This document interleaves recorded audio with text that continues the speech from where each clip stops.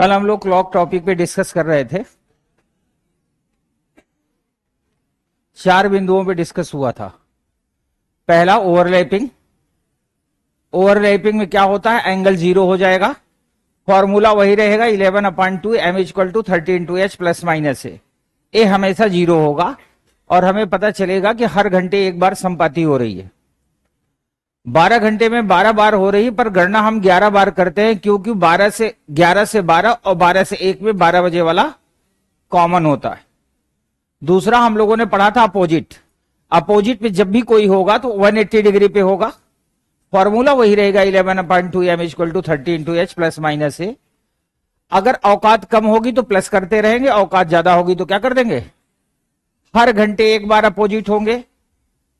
12 घंटे में 12 बार होंगे, पर गणना केवल 11 बार करेंगे। क्यों? क्योंकि 5 से 6 और 6 से 7 में 6 बजे वाला कॉमन होता है। तीसरा, एंगल फाइंड करना। जैसे इस समय 3:40 हो रहा है, घड़ी की सुइयों के बीच में डिग्री बन रही है, तो 3:40 पे जब एंगल फाइंड करेंगे तो एम की जगह पे मिनट आ जाएगा, एच की जगह पे एच आ जाएगा, और दोनों को कैलकुलेशन करने के बाद ज्यादा वाले में से कम वाले को घटा देंगे, एंगल आ जाएगा एक साइड का। दूसरे साइड का 360 से घटा देंगे, आंसर आ जाएगा।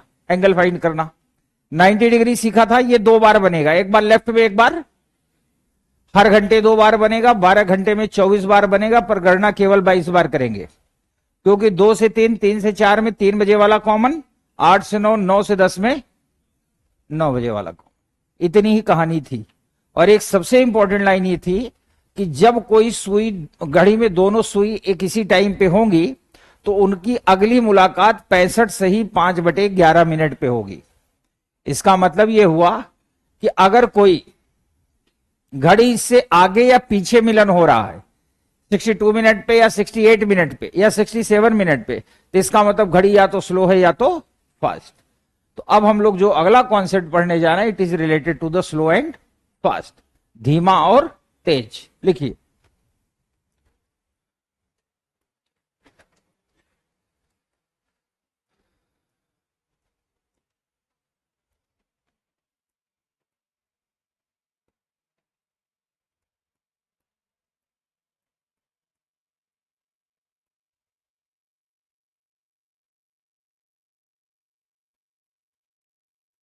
धीमी और तेज। दरअसल जो घड़ी का डायल होता है वो 12 का होता है।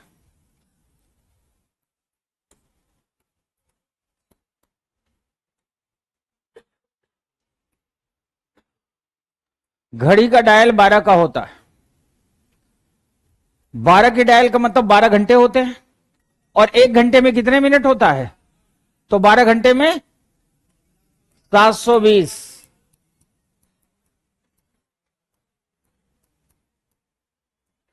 720 मिनट।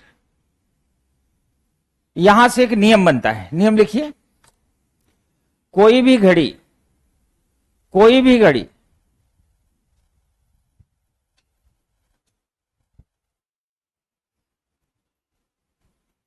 यदि 720 मिनट, यदि 720 मिनट धीमी हो जाए या 720 मिनट तेज हो जाए,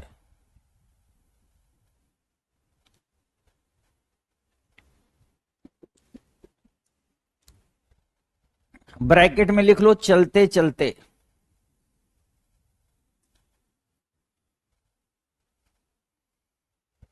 ब्रैकेट बंद कर दो। बंद कर दिया? हाँ, कि ब्रैकेट खुला रहे। चलते चलते। कई बार स्टूडेंट पूछ, जैसे लिखा दो ना कि 720 मिनट धीमी या तेज हो जाए तो पुनः सही समय बताती है। तो एक बार एक लड़के ने पूछ लिया था, सर कैसे, रुकी घड़ी या चलती हुई घड़ी? तो इसी मैंने लिखा दिया चलते चलते। तो वह पुनः सही समय बताने लगती है, सही समय बताने लगती है।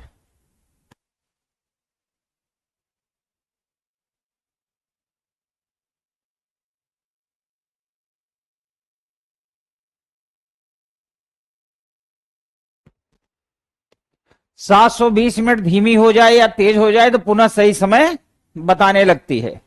अब ये सही समय कैसे बताती है, मैं सिद्ध करके दिखा देता हूं। किसी को डाउट है तो फिर सिद्ध करने की जरूरत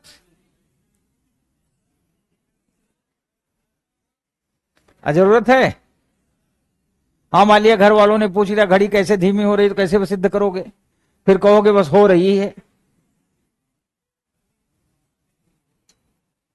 यार, आज दैनिक जागरण अखबार में एक न्यूज छपी है, ये राजापुर में ना बड़ी दुखद घटना हुई। कोई लड़की है, वो यूपीएससी की तैयारी करती थी, पीसीएस की, इसीलिए तो शायद उसने सुसाइड कर लिया।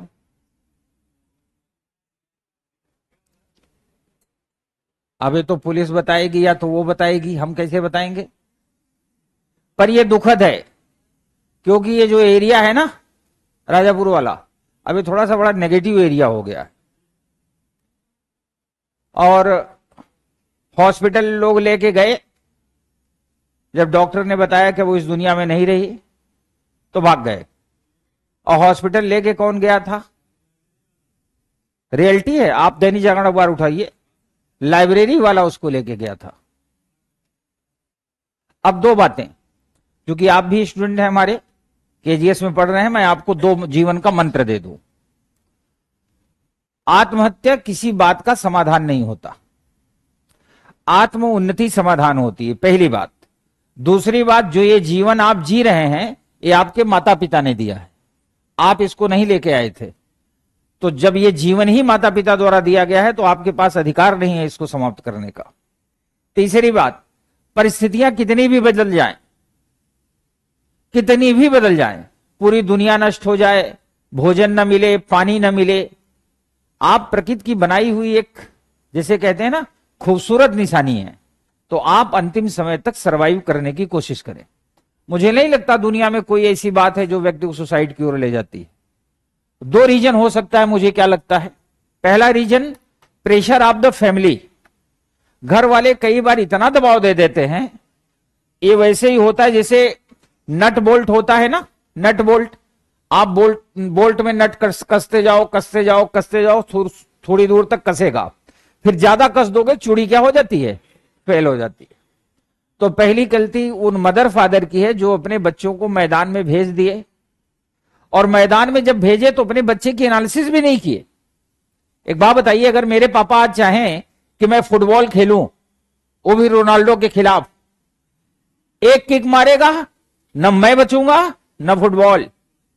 आप ये बताइए, रोनाल्डो जो बचपन से फुटबॉल खेलते हैं, आज शौक शौक में मेरे पापा कहे नहीं बेटा अब तो फुटबॉलर बन जा। रोनाल्डो के पास बड़ा पैसा है, पैसा कमाने के चक्कर में मैं फुटबॉलर बन गया। अब मेरा और रोनाल्डो का सामना हुआ, उसने एक किक मारा, सीधा यहां लगी, गेम ओवर। तो ये पहली गलती तो माता पिता की है कि ये असेसमेंट नहीं करते कि मेरा बच्चा क्या कर सकता है।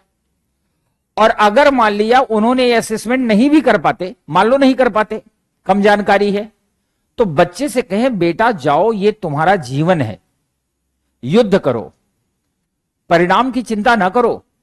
अब तक भारतीय इतिहास में सबसे बड़ा उपदेशक, सबसे बड़ा दार्शनिक, सबसे बड़ा साथी और सबसे बड़ा सारथी कृष्ण से बढ़ के कोई नहीं हुआ। कृष्ण साक्षात में अपने आप में परमात्मा थे, वो चाहते थे युद्ध को एक दिन में समाप्त कर सकते थे। वो अर्जुन के रथ पे रहते थे। अर्जुन का बेटा अभिमन्यु चक्रव्यूह में फंस के मारा जा रहा था, कृष्ण को पता भी था कि आज मार दिया जाएगा, पर कृष्ण न्यूट्रल बने रहे। अर्जुन जब युद्ध करते करते हारने लगते थे तो कई बार आप देखिए कृष्ण ने एक बात कही है, हे अर्जुन, युद्ध का परिणाम तुम्हारे हाथ में नहीं है, परिणाम तुम कैसे तय कर सकते हो, तुम्हारा काम है युद्ध करना, आखिरी सांस तक अपने टारगेट को हिट करने का प्रयास करना। दरअसल क्या हुआ कि समय के साथ हमारे यहां देश में एजुकेशन से ये एजुकेशन गायब हो गया, जिसे कहते हैं पॉजिटिव एजुकेशन। पॉजिटिव एजुकेशन ये कहती है कि आपके हाथ में सिर्फ कर्म है, परिणाम तो है ही नहीं। परिणाम कैसे होगा? टोटल वैकेंसी 900 निकलती है 1000, अब 1000 वैकेंसी में पूरे देश के लोग पार्टिसिपेट करेंगे, तो कौन ये डिसाइड कर सकता है कि रिजल्ट विल बी डेफिनेट? नहीं डिसाइड कर सकता। लेकिन कर्म आपके हाथ में, उसको एकदम टॉप लेवल पे करते रहिए। इस क्लास में बहुत से लड़के लड़कियां बैठे हैं स्टूडेंट, मैं जानता हूं क्योंकि सबकी परिस्थितियां अलग अलग होती हैं, हो सकता है कल को किसी की परिस्थिति खराब भी हो। तो आप मेरी दो बातें याद रखना, हमेशा ये मान के चलना चाहिए कि आज का दिन आपके पास है, कल का है या नहीं। आज तक आपको मदद मिल रही है पैसे से, घर से, परिवार से, हो सकता है कल से न मिले। तो आप 24 घंटे दो बातों पे याद रखें, दो बातों का ख्याल। पहला, target for the UPSC, UPSC के अकॉर्डिंग पढ़ना शुरू करो, टारगेट यूपीएससी रखो बस। और दूसरा, हुनर, स्किल जिसे कहते हैं, ये मान के चलो कि कल को सर्कमस्टांसेस खराब हो जाएं तो व्हाट इज योर स्किल्ड। आप टाइपिंग जानते हो, शॉर्ट हैंड जानते हो, कंप्यूटर जानते हो, एडिटिंग जानते हो, या आपको इतनी मैथ रीजनिंग आती है कि आप छोटे बच्चों को ट्यूशन तो पढ़ा सकते हो। ये पॉजिटिव सिनेरियो, मैं नहीं कह रहा कल से पढ़ाना शुरू कर दो, लेकिन इतनी हिम्मत तो रखो, पढ़ा के 4 बच्चों को पढ़ा के हम पैसे कमा लेंगे, कमा के पढ़ लेंगे। दिल्ली में बहुत से लड़के लड़कियां ऐसे हैं जो अपना जीवन यापन भी करते हैं और करते भी हैं। मैं कई ऐसे लोगों को जानता हूं, जे 6 महीने मतलब 2 साल की थी तो उसके पिता नहीं रहे, और जब ग्रेजुएशन फाइनल ईयर में रही तो मतलब मेंस का एग्जाम दे रही थी यूपीएससी का, तो उसके मम्मी नहीं रही, और मम्मी पापा दोनों नहीं रहे। फिर भी 2 बहनें थी, दोनों के दोनों यूपीएससी क्वालिफाई की, एक आईएएस बनी, एक आईआरएस वगैरह बनी। नाम नहीं ले रहा पब्लिकली क्लास में, आप पूछोगे तो नाम बता दूंगा। आप जैसे गूगल पर सर्च मारोगे दोनों बहनों का रिकॉर्ड आ जाएगा आपके पास। व्यक्तिगत तौर पे मैं जानता हूं, एक ऐसे स्टूडेंट को जानता हूं जो यूपीएससी की तैयारी कर रही थी दिल्ली में, मुखर्जी नगर में, नेहरू विहार में। उसके फादर प्राइमरी में मास्टर थे, तो प्राइमरी में मास्टर थे तो उनके ऊपर जिम्मेदारी थी स्कूल का निर्माण कराने की। अब स्कूल का निर्माण शुरू हुआ तो सबने अपना अपना हिस्सा ले लिया, ऊपर से लेके नीचे तक। तो जिस दिन स्कूल का उद्घाटन हुआ उसी दिन उसकी छत गिर गई। भाई 10 लाख का बजट था, स्कूल बना 1.5 लाख में, तो छत गिरनी थी। खाए सभी थे नीचे से ऊपर तक, लेकिन चूंकि प्राइमरी के मास्टर अंतिम व्यक्ति था उसी की जिम्मेदारी तय हुई। एफआईआर हुआ, उसको जेल हो गई, सैलरी बंद, जेल चला गया। अब एक ही बेटी जो यूपीएससी की तैयारी कर, अगले महीने से पैसा बंद। लेकिन वो हिम्मत नहीं हारी, ट्यूशन पढ़ाती रही, मेहनत करती रही, पैसा बचाती रही। बाद में एसडीएम हुई उत्तर प्रदेश में, अभी भी एसडीएम है, और अपने पापा का मुकदमा भी लड़ी। अब उसके पापा भी छूट गए। अब मैं नहीं समझता कि इससे ज्यादा बुरी स्थिति किसी की हो सकती है, इससे ज्यादा बुरा नहीं हो सकता। तो मेरे कहने का मतलब, आप सारे विद्यार्थी कभी भी कोई भी एक्सट्रीम स्टेप उठाने से पहले 4 बार जरूर सोचें। पहला, परिणाम आपके पक्ष में नहीं। दूसरा, ये जीवन आपका नहीं, जो आपका नहीं उसे आप समाप्त नहीं कर सकते। तीसरा, आप ऊपर वाले की संतान है, you can do anything and everything, आप कुछ भी कर सकते हो। और चौथा, चूंकि ये प्राकृतिक जीवन है तो इसको प्राकृतिक रूप से चलने दो, जब समय आएगा तो अपने आप समाप्त होगा। बड़ी दुखद घटना थी, आज हेडलाइन थी दैनिक जागरण की, सुबह सुबह मैंने पढ़ा तो मुझे बड़ा दुख हुआ। अब जो होना था वो हो चुका था।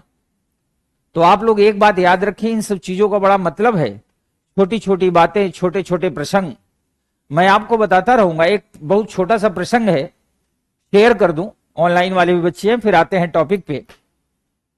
एक बार एक बात छिड़ी, अर्जुन कृष्ण से जानना चाहते थे कि भाग्य बड़ा या कर्म। कई बार दिमाग में दोनों चीजों का टकराव होता है, कर्म बड़ा या भाग्य। कई बार आप देखिए, कई विद्यार्थी होते हैं वो अपनी पोस्ट पे लिखते हैं मेरा भाग्य बहुत खराब है, मैं बहुत दुर्भाग्यशाली हूं। भाग्य और दुर्भाग्य नाम की चीजें बाद होती है, वो परिणाम होती है, रिजल्ट। भाग्य दुर्भाग्य किसी का होता नहीं, हर व्यक्ति का होता है कर्म। तो किसी ने कहा कि इसको सिद्ध करके बताइए कि कर्म बड़ा या भाग्य। अब आप ध्यान सुनना, बड़े काम की चीज है।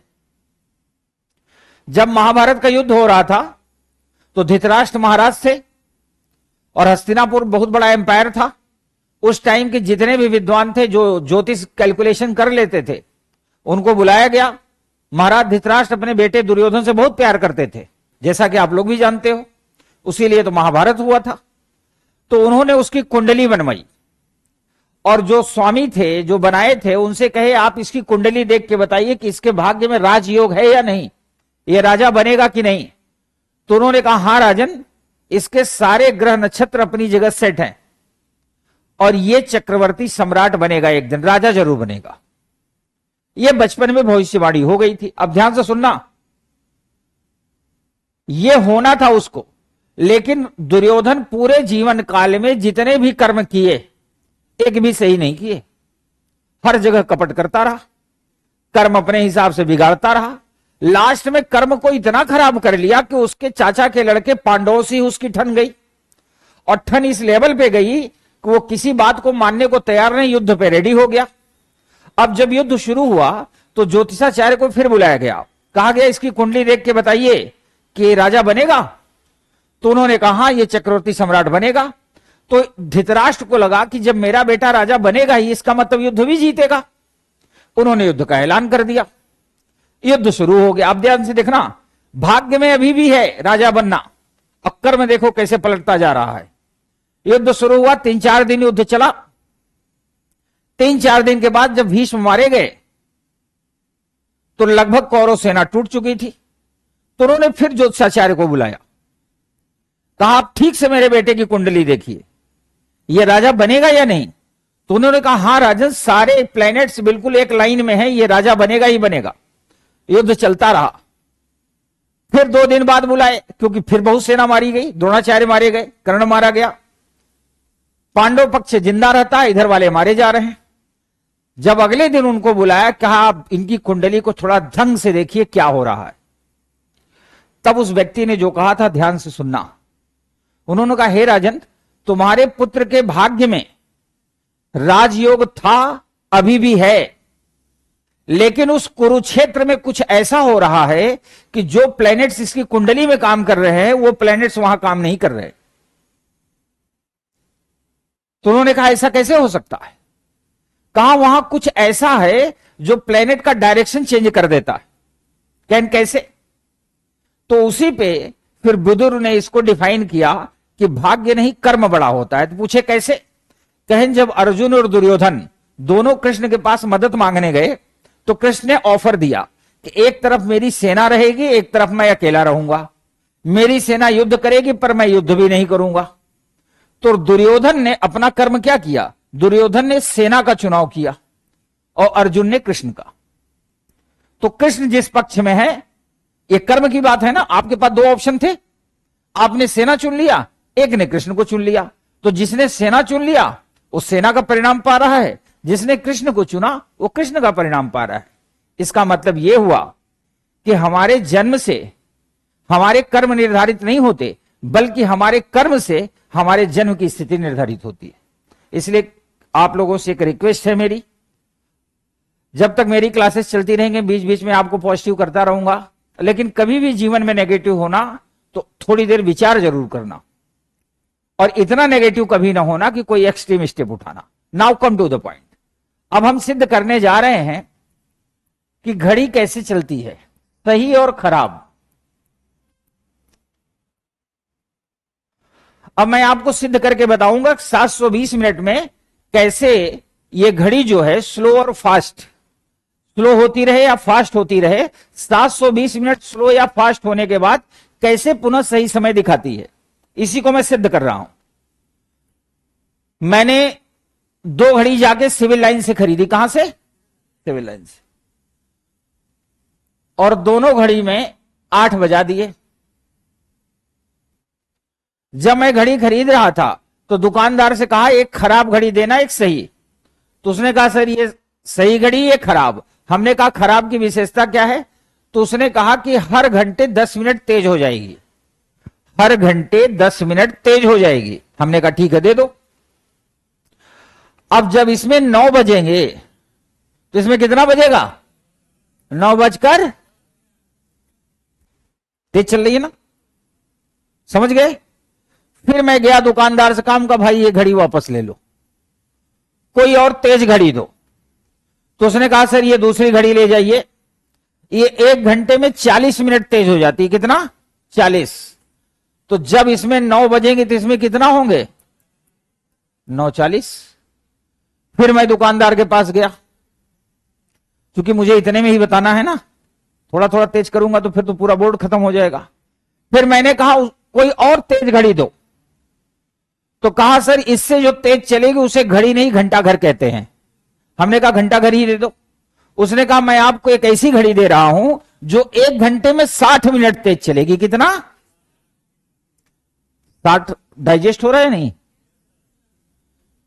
60 मिनट मतलब 1 घंटा। तो जब इसमें 9 बजेंगे तो इसमें कितने बजेंगे? बस बज गए। 10 बज गए सबके? ठीक है। अब इसमें जब 10 बजेंगे तो इसमें 11 ना बजाओ भाई, 12। एक एक घंटा एक्स्ट्रा चलेगी ना। इसमें 11 बजेंगे तो इसमें बजेंगे 2, इसमें 12 बजेंगे तो इसमें बजेंगे 4, इसमें 1 बजेंगे तो यहां बजेगा 6, यहां 2 बजेंगे तो यहां बजेगा 8, यहां 3 बजेंगे तो यहां बजेगा 10, यहां 4 बजेंगे तो यहां बजेगा 5 पर 2, 5 पर 2, 6 पर, 7 पर, और जब यहां 8 बजेंगे तो यहां कितने बजेंगे? मिलन हो गया। देख लीजिए, दोनों में 8 बज गए। अब दोनों ने एक ही समय फिर दिखाया। एक तो यहां दिखाया था, फिर ये तेज चलने लगी, तेज चलते चलते फिर इन्होंने एक ही समय दिखाया। ऐसा क्यों हो रहा है? क्योंकि घड़ी सर्कुलर है। अगर घड़ी घड़ी हॉरिजेंटल होती, क्षैतिज ऐसे, तो कभी मिलन ना होता। सर्कल होगा तो मिलन होगा ही होगा। इसीलिए कहा जाता है दुनिया क्या है, और अगर दुनिया गोल है तो जिससे आज मुलाकात हुई है उससे मुलाकात कभी ना कभी फिर होगी। समझ गए? अब देखो कितने घंटे हुए? 8 से 9 में 1 घंटा ये हुआ।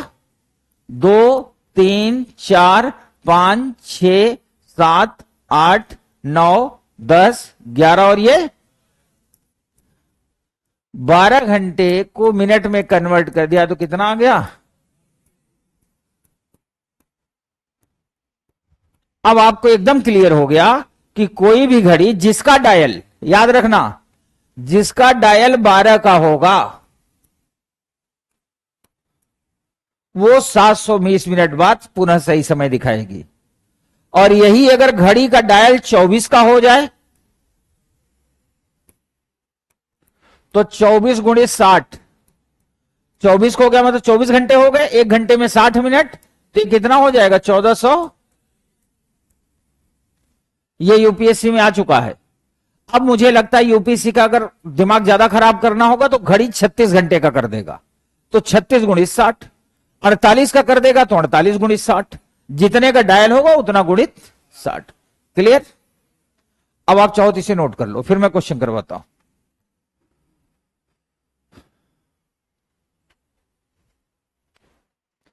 एसी चला नहीं?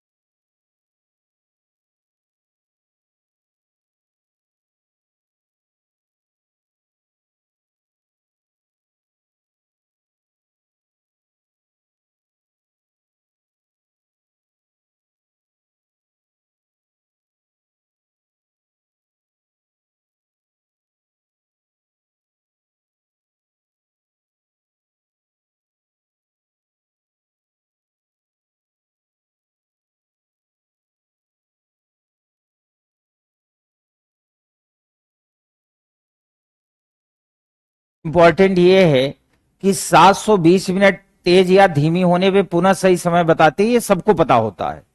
आज से आपको ये भी पता हो गया कि ऐसा होता क्यों है। पहली बात, घड़ी सर्कुलर होती है। और एक बात याद रखना, यूपीएससी है, हो सकता है ऐसा कह दे कि मान लीजिए या कल्पना कीजिए, करो कल्पना, कल्पना कीजिए कि घड़ी का समय सर्कुलर नहीं हॉरिजेंटल चल रहा है। ध्यान से सुनना। अब बाद में पेपर देके आओगे, कहोगे सर आपने ये तो पढ़ाया ही नहीं था। मैंने आपको ये बताया, ये ऐसा क्यों होता है, क्योंकि घड़ी सर्कुलर है। 12 घंटे का डायल होगा 720, 24 घंटे का डायल होगा 1440, 36 48 का होता जाएगा, उसमें 60 का गुणा करते चले जाएंगे। अब आपको मैंने ये भी बताया कि ऐसा होता क्यों है, क्योंकि ये दोनों का मिलन क्यों हो रहा है, क्योंकि घड़ी क्या है, सर्कुलर। अब मान लो यूपीएससी ने कहा, यूपीएससी को लगा कि सारे स्टूडेंट आईएएस तैयारी करने वाले क्वेश्चन पूछ लेते हैं। उसने कहा कल्पना कीजिए कि कोई ऐसा समय आ गया जब घड़ियों का समय वृत्ताकार न हो करके क्षैतिज हो गया हो। हिंदी में ही लिखा होगा, इंग्लिश में लिखा होगा not the circular clock, it is related to the horizontal. तो हिंदी में लिखा होगा वृत्ताकार समय न हो करके, यानी घड़ी वृत्ताकार न होकर क्षैतिज के रूप में है ना। और दो घड़ियों को साथ में चलाया गया, एक घड़ी प्रति घंटे 20 मिनट तेज हो जाती है। तो कितनी देर बाद पुनः दोनों घड़ियां सही समय दिखाएंगी? नेवर, कभी नहीं, मिलन ही नहीं होगा। अगर यहां से दिल्ली जाना हो, आपको और इनको दोनों लोगों को मैं स्कूटर दे दूं, स्कूटर नहीं गिर जाओगे, बाइक देता हूं। दोनों को मैंने बाइक दे दिया, एक को मैंने दोनों को यहां कहा, एक से मैंने कहा तुम 65 किलोमीटर की स्पीड से चलोगे, एक से कहा तुम 60 की स्पीड से चलोगे। तो जैसे यहां से बाइक बढ़ेगी, 65 वाला थोड़ा आगे हो जाएगा और कंटिन्यू आगे होता चला जाएगा, 60 वाला पीछे होता चला जाएगा। कभी उनका मिलन होगा? और यही मैं कह दूं कि ये जो मदन मोहन मालवीय स्टेडियम है, यहां जो ट्रैक है, मदन मोहन मालवीय कोई गया नहीं होगा, कंपनी बाग,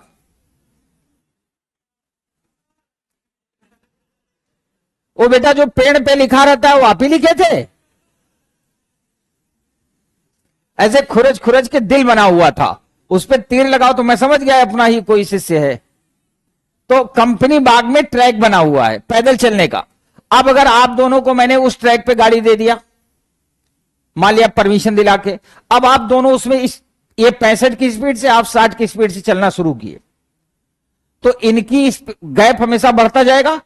और चूंकि सर्कुलर पथ है ना, तो एक टाइम ऐसा आ जाएगा जब पथ के बराबर, मान लिया सर्कुलर पथ कुल मिला के 1200 मीटर के सराउंडिंग है, या मान लो 2200 मीटर के सराउंडिंग है, तो जब ये उतना गैप आपसे आगे हो जाएंगे तो आपका इनका पुनः मिलन। तो याद रखना, यूपीएससी जैसे विद्यार्थी मेरे से पूछता है ना कि सर किस बुक से प्रैक्टिस कर ले, बुक सी साइड की है ही नहीं मार्केट में। आपके पास प्रीवियस ईयर है, क्लास में मेरे कराए हुए क्वेश्चन है, और शेष जो मैं आपको कल्पना करने के लिए कहूं, इसके लिए मेंटली आप तैयार रहे। अगर यूपीएससी इसी को कह दे सर्कुलर नहीं हॉरिजेंटल है, तो इनका मिलन कभी नहीं होगा। सीधा सीधा टिक कर देना। ओके, प्रश्न लिखिए।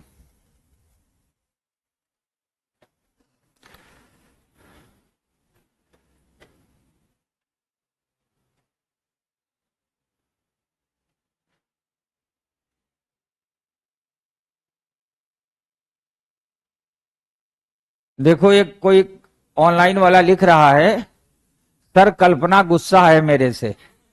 गुस्सा ही रहेगा। ऑनलाइन वाले भी गजब होते हैं, कुछ भी बोलोगे ना उसमें अपने काम की चीज निकाल ही लेते हैं।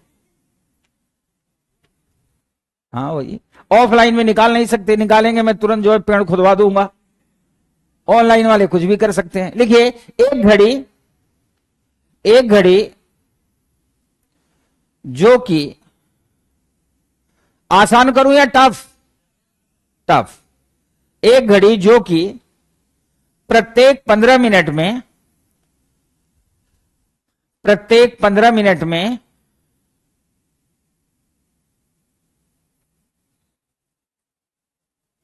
प्रत्येक 15 मिनट में 2 मिनट तेज हो जाती है। प्रत्येक 15 मिनट में 2 मिनट तेज हो जाती है।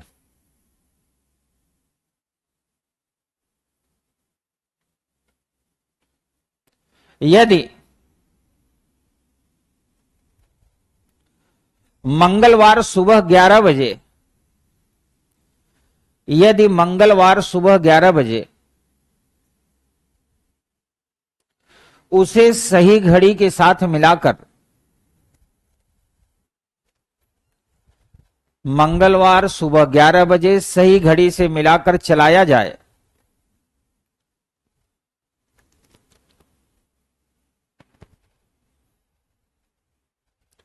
तो किस दिन और किस समय पुनः दोनों घड़ियां एक ही समय प्रदर्शित करेंगी।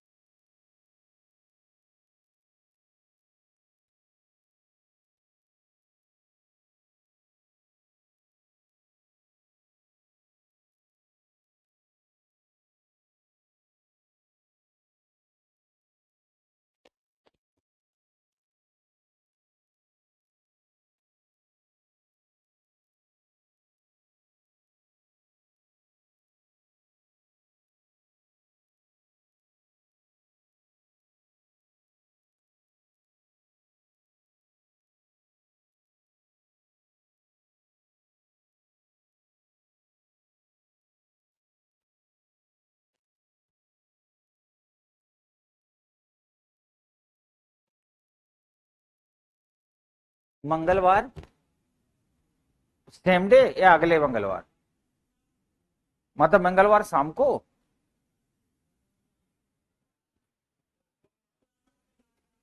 शनिवार 5 बजे।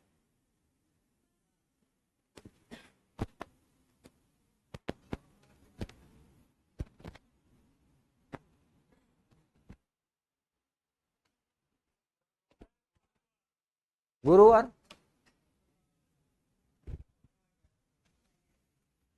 सोमवार रात 11 बजे। हाँ, अगले सोमवार को।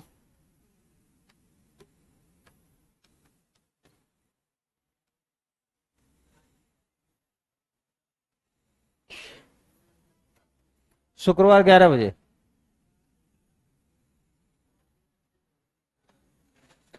अब आप लोग जिनका आना था आ गया, जिनका नहीं आया देखिए। इस प्रश्न को करने के लिए बहुत पेन चलाने की जरूरत। प्रत्येक 15 मिनट में 2 मिनट तेज हो जाती है। प्रत्येक 15 मिनट पे 2 मिनट, तो 1 घंटे में 15-15 मिनट के कितने स्लॉट होते हैं? 4। तो इसमें दिमाग खराब करने की जरूरत ही नहीं थी। अब हमें यह सिर्फ पता लगाना था 8 मिनट तेज होती है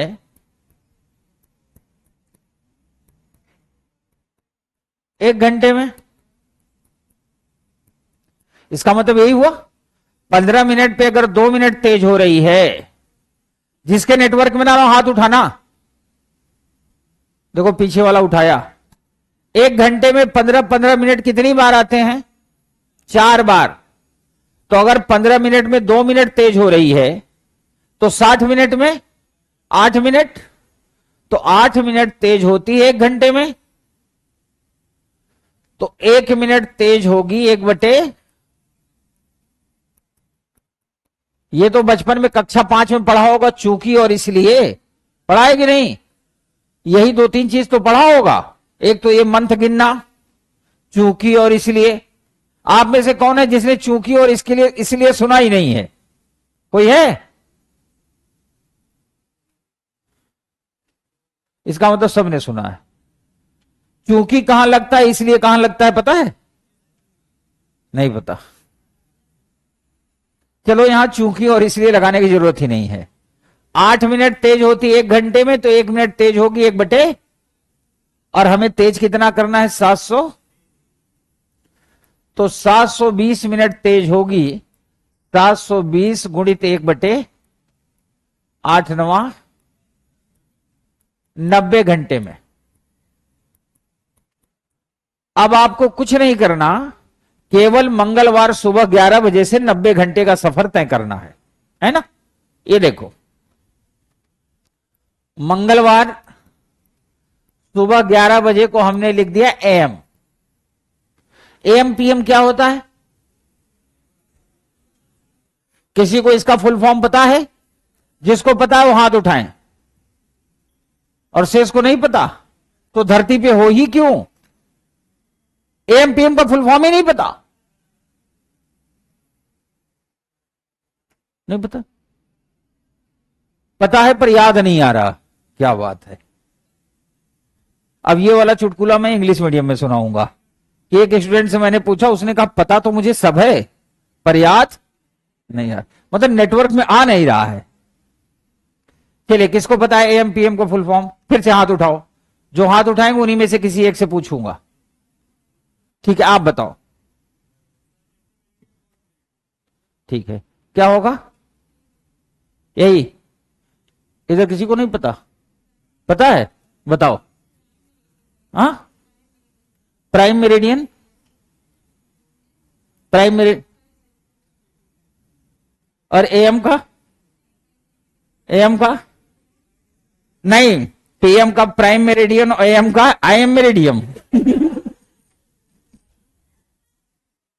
यार सोचो, जब मैंने कैलेंडर स्टार्ट किया उस दिन मैंने एडी और बीसी पूछा था, याद है? और ये कक्षा 6 में है, क्लास 6 में। और एएम पीएम नहीं आता तो पूर्वाहन अपराहन तो आता ही होगा। कितने लोग ऐसे हैं जो अपराहन और पूर्वाहन को डिफाइन कर सकते हो? हाथ उठाएं।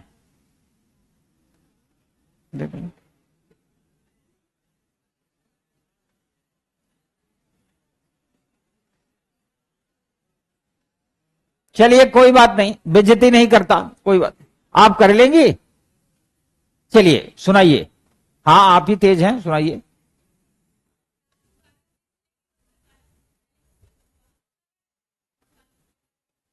अब बाकी जो बच गया, नहीं बताई तो सही है, बताई तो सही, लेकिन अपने स्टाइल में बताइए। रात 12 बजे से लेके नेक्स्ट डे दोपहर 12 बजे के बीच का जो समय होता है पूर्वाहन होता है, यानी जो पूर्व में घटित हुआ है ना। और दोपहर 12 बजे से फिर रात 12 बजे तक अब जो आएगा वो क्या होता है? अपराह्न होता है।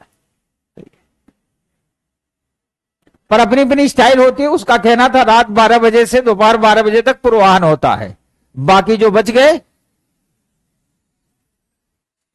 अब देखो ये 90 घंटे हो गए। यहां मैंने एएम इसीलिए लिख दिया कि आपको पता रहे कि सुबह वाला है ये, है ना। और अगर आप एएम नहीं लिख सकते तो पूर्वाहन लिखिए। वैसे यूपीएससी में पूर्वाहन हिंदी में और इंग्लिश में एएम लिखा होगा। मंगलवार 11 बजे से बुधवार 11 बजे तक 24 घंटा आराम से ऐसे अटेम्प्ट करना। और जैसे मैं अटेम्प्ट कर रहा हूं, this is the method of attempting in the UPSC. अगर वहां आप ऐसे से कैलकुलेट करोगे तो एक आध फिंगर अगर ऊपर नीचे हो गई तो आप भी ऊपर नीचे हो जाओगे। इसमें दिखता रहेगा ना, गुरुवार 11 AM, फिर ऐसे 24 घंटा लिख दो। अब इतना आपको आना चाहिए कि 24 24 48 होता है। शुक्रवार 11 AM, फिर 24 घंटे, और शनिवार 11 AM, फिर 24 घंटे। अब आपका इतना कैलकुलेशन तेज होना चाहिए कि 20 चौका 80 और 4 चौक 16, 96 घंटे हो गए। अब जिसको ये लगता हो कि सर ये 96 घंटे हो गए कैसे पता चलेगा, फिर वो पेपर ना दे। अगर ये देख के भी 96 नहीं आ रहा है फिर पेपर देने से क्या ही फायदा है। 96 घंटे हो गए, जबकि हमें चाहिए कितना था, 90। अगर शनिवार 11 AM पर 96 घंटे हो रहे हैं तो यहां से हम 6 घंटे पीछे चले जाएं, तो 11 बजे से 6 घंटे पीछे जाओगे तो क्या हो जाएगा, 5 बजेगा। तो आप लिखोगे शनिवार यानी Saturday 5 AM। This is the answer. ठीक है।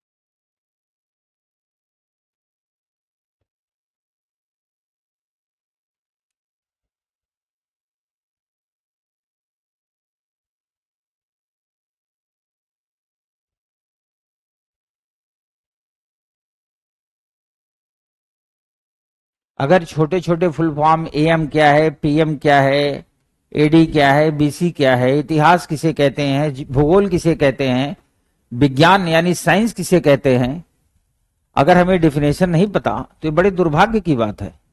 और इसी में शादी कैंसिल हो जाती है, पता है। आजकल एंगेजमेंट में यही सब सवाल पूछे जा रहे हैं।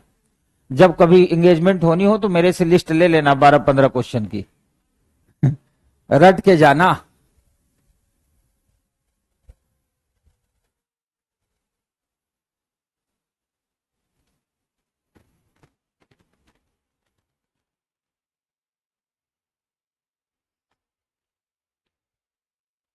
लगी है PDF, नोट हो गया। अब ये कितना भी कठिन आसान होता आप मैनेज कर लेते। अब हम लोग कुछ प्रश्नों की दुनिया में चल रहे हैं, ठीक है। सबका नोट हो गया है।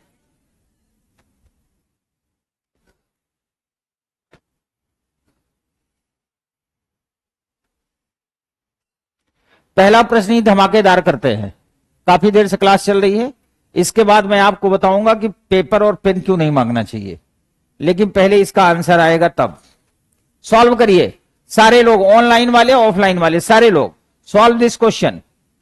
और आधे पे नहीं छोड़ना है, पूरा आंसर तक पहुंचना, फिर अपने ऑप्शन टाइप करना।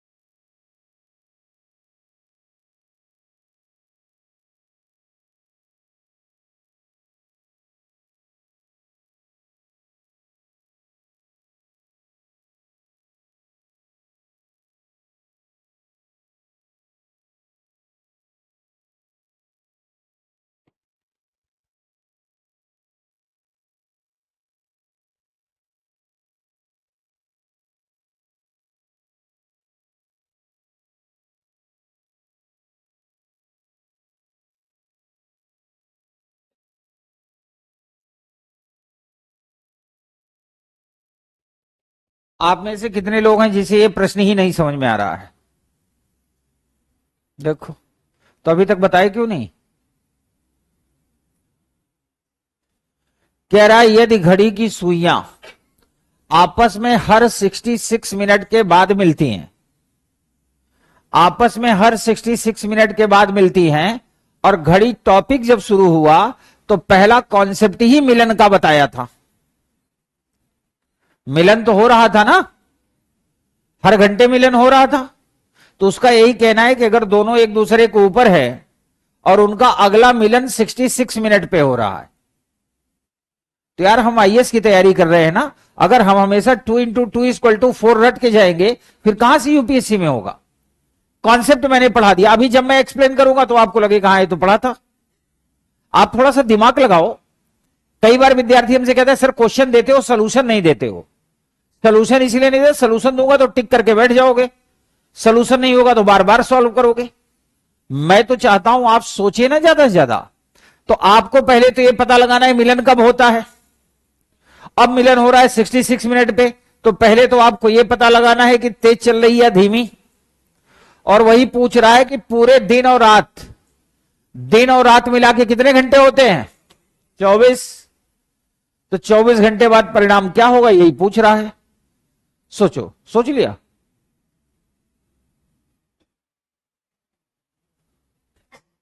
क्या कह रही हैं? कुछ तो कही है। क्या कही है? घड़ी का मिलन नहीं होने दूंगी, एक ही है। जिसका मिलन होना है वो होके रहेगा। चलो सॉल्व करो। अब आप लोग भी ऐसे ही सोचो, सोचो, खाली ना बैठो। कोई खाली बैठा ना दिखे मेरे भरोसे। मेरे भरोसे मत रहना, अपने भरोसे।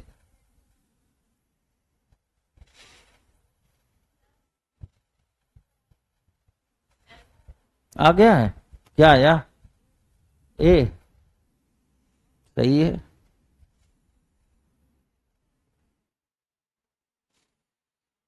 आ गया? तुम ऐसे ही इशारा करती हो फिर पूछता हूं। नहीं कंफ्यूज भले हो, बस बताओ आ गया? क्या आया? डी।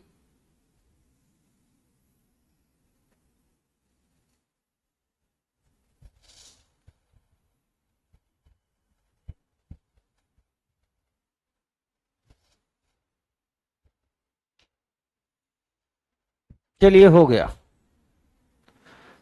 अब आप रुक जाइए, पेन को रोक दीजिए, इसके पहले कि ब्लास्ट हो पेन को रोक दो। आप मेरी बात सुनो।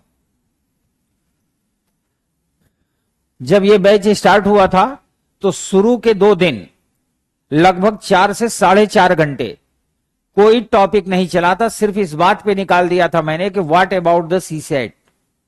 अब विद्यार्थी कहता है कि सर हम सीसेट फेल हो जा रहे हैं या पास नहीं हो रहे हैं, डर हो रहा है। फेल क्यों होते हैं? कॉन्सेप्ट क्लियर है? अब यूपीएससी जो क्वेश्चन देगा तो हर बार पूछ के तो नहीं देगा ना, कभी पूछ के नहीं देता, तो नया बनाएगा। ये इसमें 2 चीजें शामिल हैं। पहला ओवरलैपिंग, दूसरा स्लो या फास्ट, दोनों कंबाइंड कर दिया।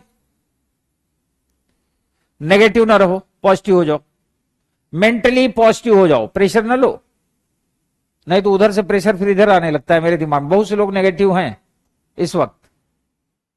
एक क्लास में मैं कह रहा था यार सोचो, अपने भरोसे मेहनत करो, तो एक लड़का खड़ा हो गया क्लास में, दिल्ली की बात है, कहा सर मैं तो सॉल्व नहीं करूंगा।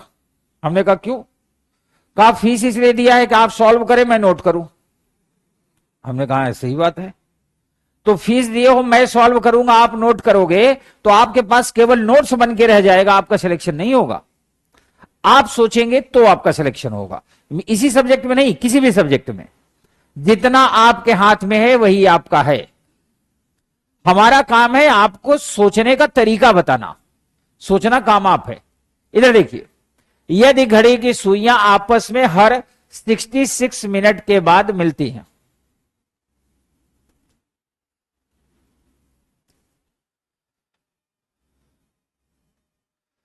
रियलिटी ये है कि घड़ी की सुई कब मिलती है? 65 सही 5 बटे, सायरन बज रहा है क्या कहीं?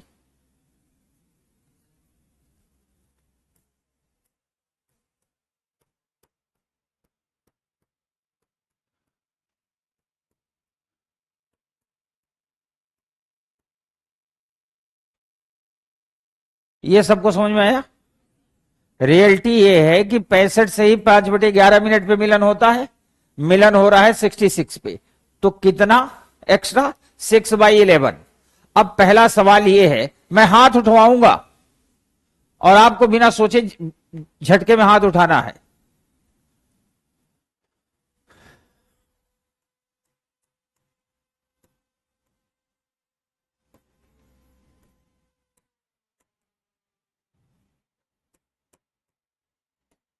दो ऑप्शन है, मैं हाथ उठवाऊंगा। ऑप्शन एक्स,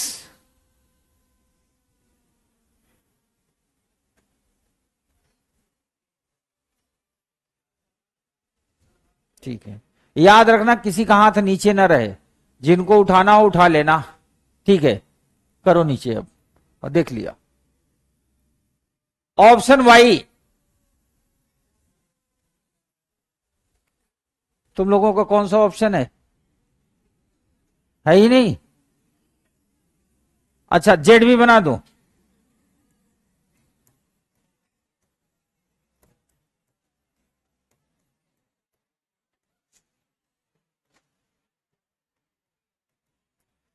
दरअसल ऑप्शन तो सच यही है, वो तो मैंने दो ऑप्शन इसलिए दिया था कि लोग उसमें फंसेंगे, सही आंसर तो यही है। तो ऑप्शन एक्स वाले हाथ उठा चुके हैं, वाई वाले भी हाथ उठा चुके हैं, ऑप्शन जेड। अच्छा हुआ अपनी इज्जत अपने हाथ, इस पे हाथ नहीं उठाए, ठीक किए।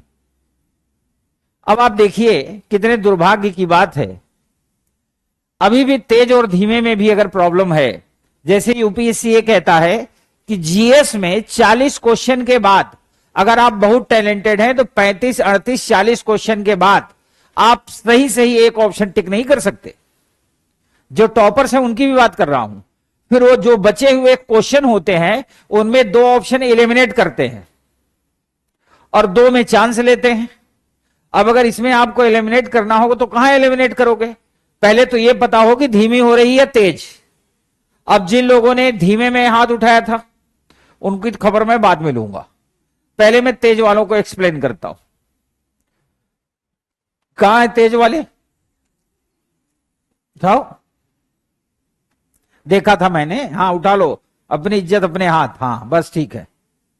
एक बात बताइए, रोज आप अपने घर, खाली इतना सोच लेते तो आंसर आ जाता, रोज आप अपने घर 65.5 मिनट में जाते हैं, यानी 65 सही 1/2, ऐसे समझ लो, या 5/11।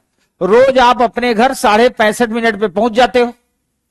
आज आप 66 मिनट पे घर पहुंचे तो मम्मी आपको धीमा समझेंगी कि तेज?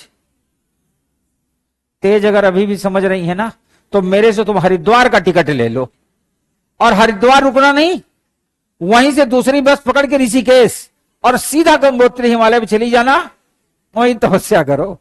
एक बात बताइए, रोज आप अपने घर 50 मिनट पे पहुंचती हो, आज आप 70 मिनट पे पहुंची तो मम्मी पूछेंगे कि नहीं कहां थी? तो क्या बताओगी कहां थी? लाइब्रेरी, ठीक है। यार जब कभी फंसा करो ना तो प्रैक्टिकल एग्जाम्पल लिया करो। अगर इस प्रश्न में मैं भी फंसता तो मैं भी यही सोचता कि रोज मैं 65 सही 5/11 मिनट पे घर जाता हूं, आज मैं 66 मिनट पे गया, मुझे ज्यादा समय लगा ना। तो ज्यादा कब लगेगा? जब धीमे चलेंगे। अगर तेज चलेंगे तो फिर तो 60 मिनट में भी पहुंच सकते थे, 62 में पहुंच सकते थे। तो पहली बात, यह घड़ी धीमी है। दो ऑप्शन एलिमिनेट हो गए, बी और सी। जिनका जिनका बी सी है वो तुरंत जो है डाइवर्जन में चले जाएं। अब ए और डी में से एक ऑप्शन होगा। अब ए होगा या डी, हम ट्राई करते हैं। कितना तेज है? 6/, ये 6/11 धीमी हो रही है, सॉरी 6/11 धीमी हो रही है। ये किस पर धीमी हो रही है? इस पर धीमी हो रही है, क्योंकि 66 मिनट चल रही है, तभी तो 6/11 धीमी हो रही है। अगर 65 मिनट पे चल रही होती या 65 सही 5/11 पे, फिर तो धीमी ही ना होती। तो अब हम लिखेंगे 66 मिनट पर धीमी है। नेगेटिव ना रहो यार, यूपीएससी जब पूछेगा इसी टाइप का पूछेगा या टेक्निकल पूछेगा, तो उसके लिए मेंटली तैयार रहो। और इस प्रश्न में है ही क्या? अगर हमें एक कल से रटा रहा था 65 सही 5/11 पे दोबारा मिलन होता है, कल रटाया था ना, इसीलिए मैंने इसको दिया कि किसको याद है किसको नहीं। 66 मिनट पर धीमी होती है 6/11, तो 1 मिनट पर धीमी होगी 6/11 गुणित 60। ये नीचे आ जाएगा। पूरे दिन और रात मिलाकर, दिन और रात में कितने घंटे होते हैं? 24। ये मामला किसका है? मिनट का। तो हम 24 घंटे को क्या लिखेंगे? 24 गुणित 60 पे क्या होगा? तो 24 गुणित 60 गुणित 6 गुणित 11, और ये अब कष्ट यही कम नहीं हुआ, दर्द अभी बहुत है। देखो कुछ लोग सोच रहे हैं कि इतने पे छोड़ दूंगा। 6 1 जा 6, 6 11 जा 66, और 11 का 11 में गुणा करेंगे तो आएगा 100। ये 24 और 60 है।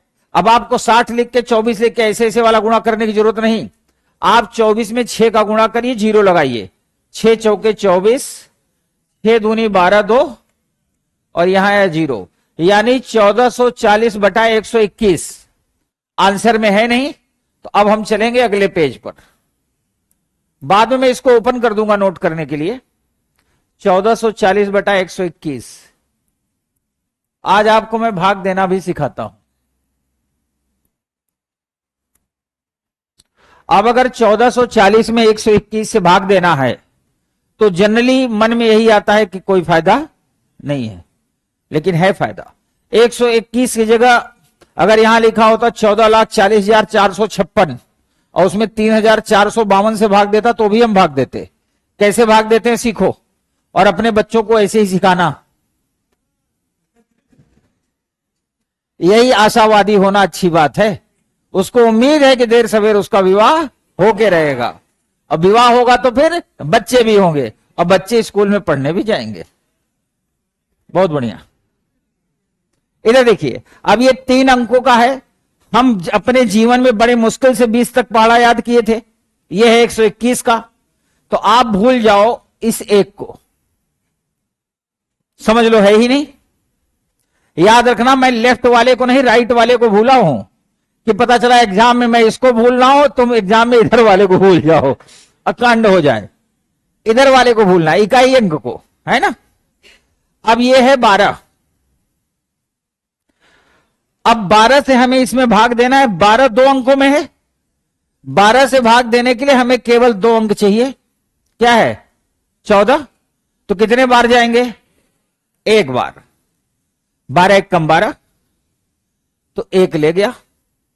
अब इस 1 का गुणा इन तीनों में करके 3 अंकों में लिखो। 1 1 कम 1 हो गया। 4 में से 1 घटाया 3, 4 में से 2 घटाया 2, ये कट गया। ये 0 नीचे आया, क्या हो गया? 230। अब कोई भी आदमी जो 121 से भाग दिया होगा वो यहां से देख के अंदाजा लगा सकता है कि 1 ही बार जाएगा। और अगर मान लिया आप तुले हुए हो कि नहीं, हमें तब भी नहीं दिख रहा, कुछ बाबा टाइप के होंगे, आप इस 0 को भूल जाओ, इस 1 को भूल जाओ। 12 का पहाड़ा पढ़ो 23 के लिए।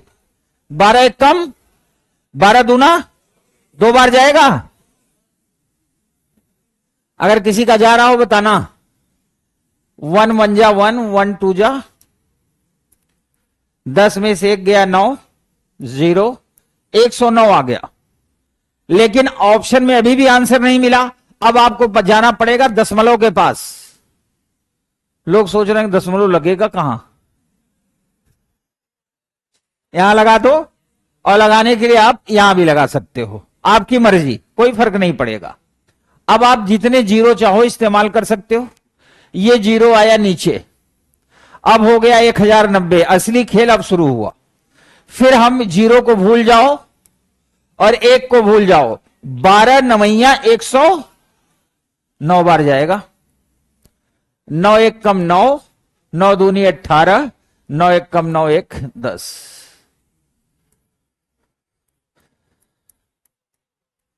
अब इसके बाद संघर्ष करने का मतलब हुआ संसार से विदाई। 11.9 और जितना भी आएगा, अब अगर मान लिया आप कुछ करोगे भी ना, तो फिर आपको यहां जीरो ले जाना पड़ेगा। तो ये जीरो ले जाओगे तब यहां जीरो आएगा, ऐसे क्रम में चलेगा। यानी 11.90। अब चले वहां,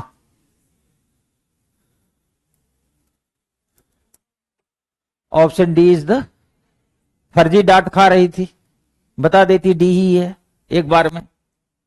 D is the right answer.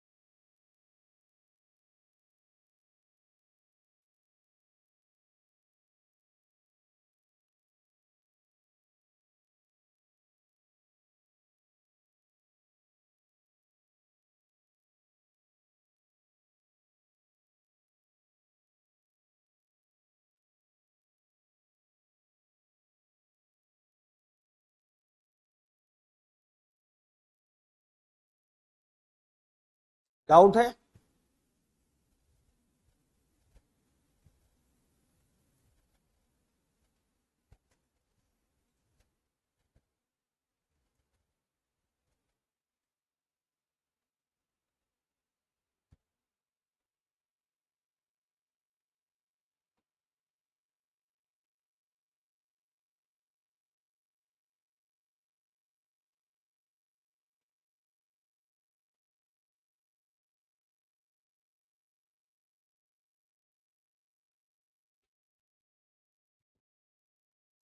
Note हो गया?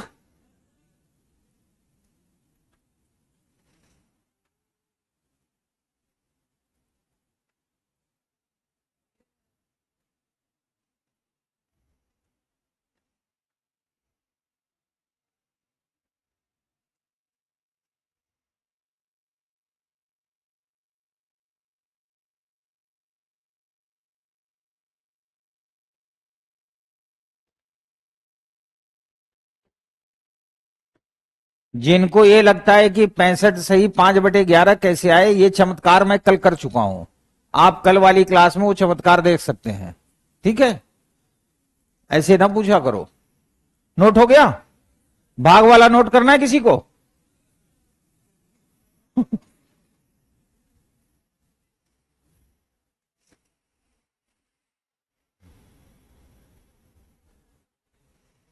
अब मैं आपको थोड़ा सा खुश होने का मौका देता हूं। चलो खुश हो जाओ इसका आंसर करके।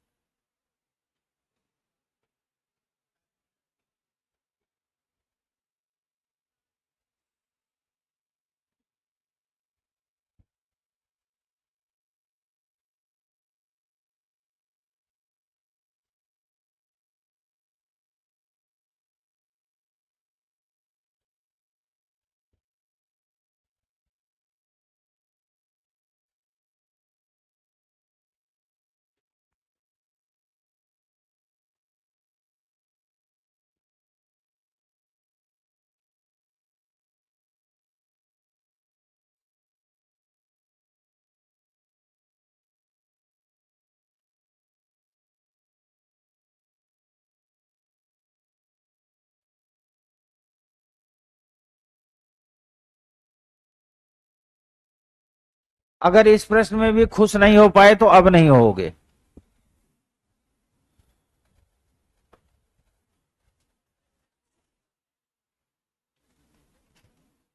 दो घड़ियां जिसमें एक 5 मिनट प्रति घंटा आगे हो जाती है, आगे, और दूसरी 7 मिनट प्रति घंटा पीछे हो जाती है, यानी 1 घंटे में एक आगे हो गई 5 मिनट और दूसरी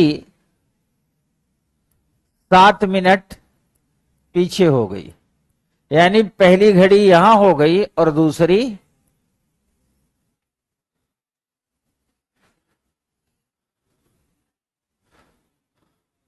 तो दोनों के बीच का अंतर कितना हो गया?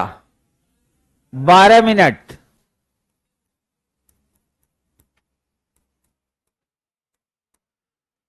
1 घंटे बाद 12 मिनट, तो 4 घंटे बाद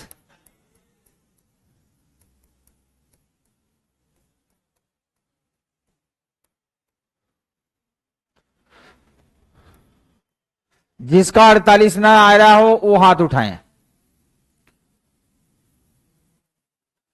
क्या दिक्कत आई थी? एक बात बताइए बेटा, आप दो लोग हो, मैंने दोनों लोगों को स्कूटी दिया, कहा ब्लड बैंक तक जाना है और लेटर देके आना है, ठीक है? और यहां से दोनों लोग चले और किसी ने मुझे बताया कि सर इन दोनों की स्पीड में अंतर है, 1 किलोमीटर बाद एक 5 मीटर आगे हो जाएगा, दूसरा 7 मीटर पीछे हो जाएगा, ठीक, 1 किलोमीटर बाद। और यहां से 4 किलोमीटर की दूरी है ब्लड बैंक। तो आप मान लो 5 मीटर आगे हो जा रहे हो और आपका पड़ोसी 7 मीटर पीछे हो जा रहा है, तो अब आपके दोनों के बीच में कितना का गैप हो जाएगा? 12 मीटर का। एक कोई फिक्स टारगेट है, आप उससे 5 मीटर आगे हो गए और ये वाला 7 मीटर पीछे हो गया, तो अब दोनों के बीच गैप कितना हो गया? तो 4 किलोमीटर बाद डिफरेंस कितना हो जाएगा? 48 मीटर का। मैंने अभी अभी सिखाया कि जब क्वेश्चन ना समझ में आए तो आप उसको प्रैक्टिकल अप्रोच से लो। और अब तक जितने टॉपिक मैंने कराए हैं, हर टॉपिक मैंने ही कहा प्रैक्टिकल सोचो, प्रैक्टिकल सोचो। तो प्रैक्टिकल सोचेंगे तो आएगा आंसर। बढ़ जाइए।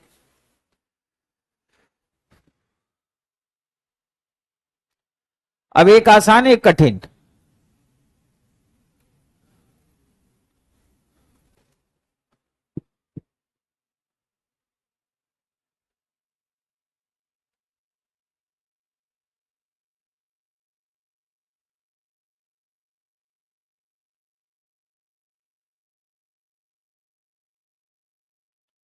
ये सब सही कर दूं ना, नहीं लोग इसी पे रुके रहेंगे।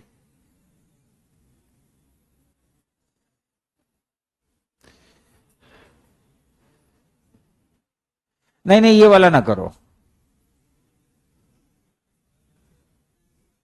इसमें थोड़ी सी टेक्निकल दिक्कत है।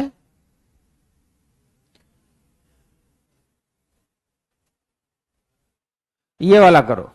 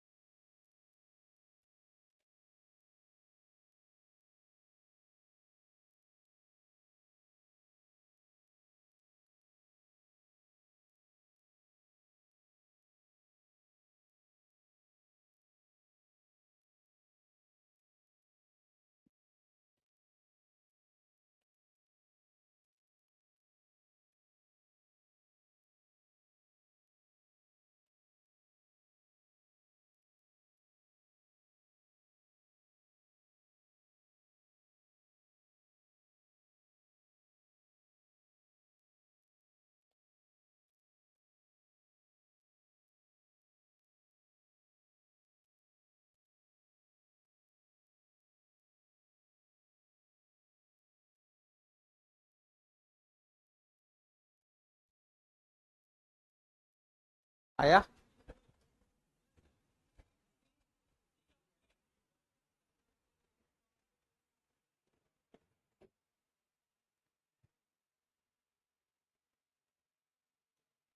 एक घड़ी प्रत्येक 3 घंटे में 12 सेकंड आगे बढ़ जाती है।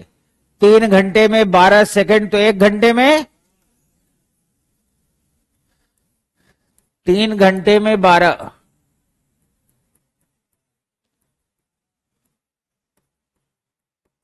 तो 1 घंटे में 4 सेकंड लिख दिया। पहला काम ये। दूसरा, ये दूसरे रविवार को अपराह्न आ गया।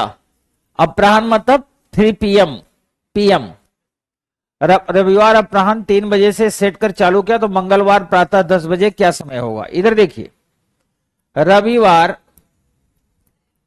3 PM से सोमवार 3 PM 24 घंटे, मंगलवार 3 PM तक फिर 24 घंटे 48 घंटे। और हमें मंगलवार कितना लेना है? सुबह 10 बजे। अब मंगलवार में शाम को 3 बजे तक अगर लेंगे तो 48 घंटे होंगे, और 3 बजे से पीछे जाना है, तो 3 घंटा ये और 2 वो, 5। तो ये जो यहां हम लिख सकते हैं मंगलवार 10 AM तक, है ना, यहां तो 48 में से 5 घटा दिया, कितना आ गया? इतने घंटे। जिसको यहां तक समझ में ना आए पूछ लो। तुम यार हर एक में हाथ उठाते हो। वो अंडमान निकोबार में जो बैठा है उसको 4 लोग पकड़ के ले आओ आगे, या मैं ही आऊं पीछे। जब मैं पूछूंगा किसी को कोई दिक्कत है, वो अपना इसे हाथ उठा देगा पीछे से। वो मामूली आदमी नहीं है, हाँ बाबा है। अगर सबसे पीछे बैठा है तो बाबा ही है। और पीछे क्यों बैठा है बताओ?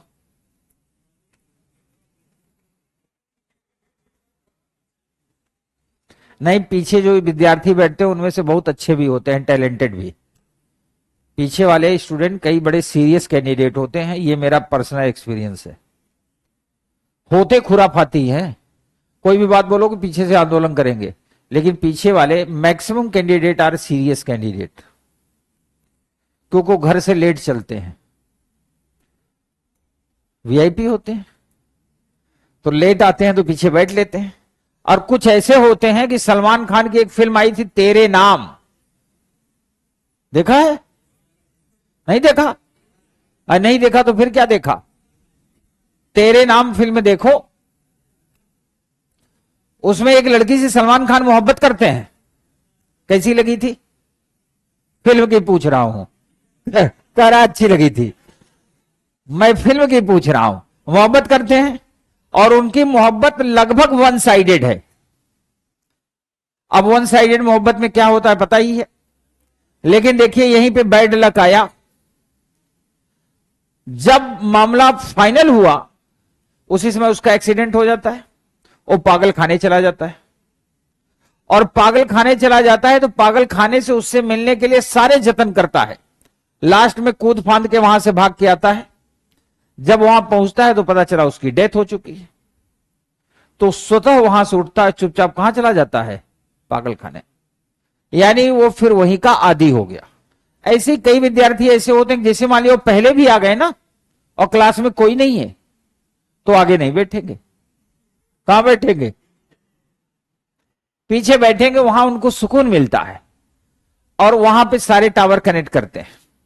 तो पीछे वाले 90% candidate are the serious candidate and intelligent, और पीछे वाले बहुत कैंडिडेट को मैं जानता हूं जो पीछे बैठते बैठते आईएएस बन गए।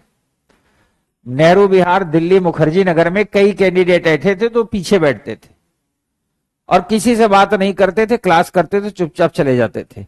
लोगों को लगता है इसका सिस्टम कुछ ठीक नहीं है। बाद में 2 साल बाद पता चला कि उसका हो गया। जब हो गया तो लोगों ने माला पहनाया, जुलूस निकाला। अब उसने मेहनत किया और जुलूस निकाला तो उसके बगल में 2 बाबा लोग भी खड़े थे, ऐसे गुरुजी लोग, कि मेरा ही है, मैंने ही पेपर दिया था। 43 आवर्स 43 आवर्स में अगर 1 घंटे में 4 सेकंड आगे हो रही है ना, तो 43 में 172 सेकंड, और जो 172 सेकंड होगा, सेकंड जब भी 59 से ऊपर होगा कन्वर्टेड इनटू मिनट, और मिनट जब 59 से ऊपर होगा तो कन्वर्टेड इनटू आवर। तो इसको हम 60 से भाग दे देंगे, 172 डिवाइडेड बाई 60, 6 दूनी 12, यानी 2 मिनट 52 सेकेंड। यानी रविवार 3 बजे से मंगलवार सुबह 10 बजे तक यह घड़ी 2 मिनट 52 सेकेंड आगे हो जाएगी।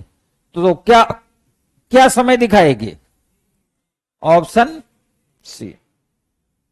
नोट करना चाहो कर लो, फिर हम लोग अगले कॉन्सेप्ट पे चलते हैं।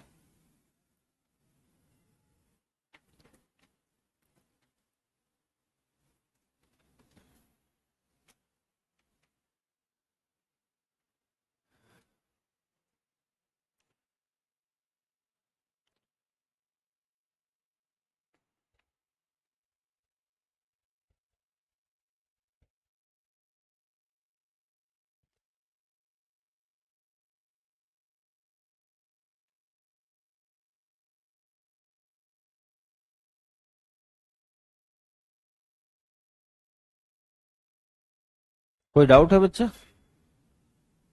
कोई डाउट है? नहीं है? वो तो पूछ लो। पानी पीने जाना है? जाओ पी लो। अब ये तो मैं दे नहीं सकता, मेरा होता तो मैं दे देता। लॉक कर दिए हैं। पानी पीने में प्रतिबंध लग गया है क्या? क्यों?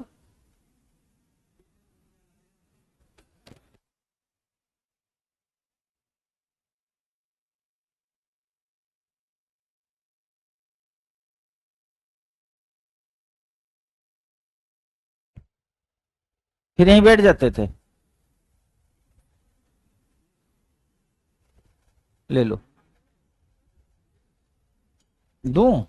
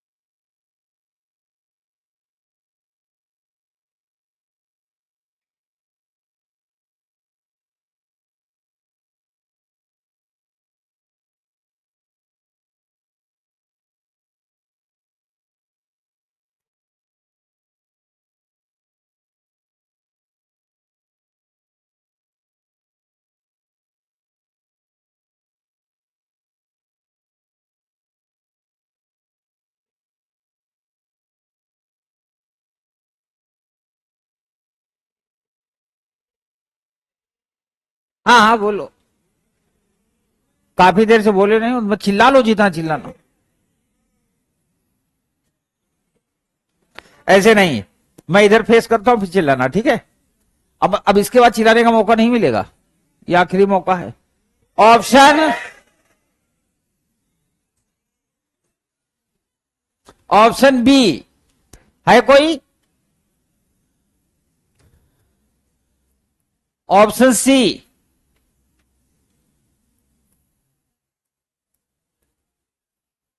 देखो एक अपने, क्या बात है ऑनलाइन वालों, इन्होंने इज्जत रख ली, सी ऑप्शन दे दिया है ना? यही बात है, जो काम ऑफलाइन नहीं कर सकता ऑनलाइन कर सकता है। ऑप्शन डी किसी का है? वो देखो पीछे वाला बाबा फिर हाथ उठाए। निर्धारित ही निर्धारित है। 65/11, 65 से ही 5/11 पर अगर मिल रही है तो सही है। रोज आप अपने घर 65.5 पे जाते हो, आज 65 पे पहुंच गए, इसका मतलब आप तेज गए। So option A is the right answer.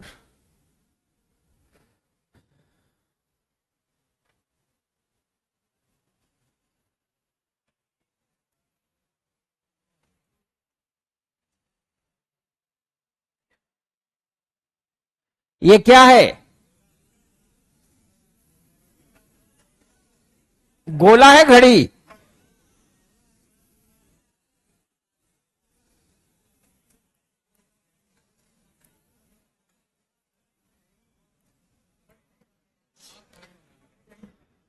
अब क्या है?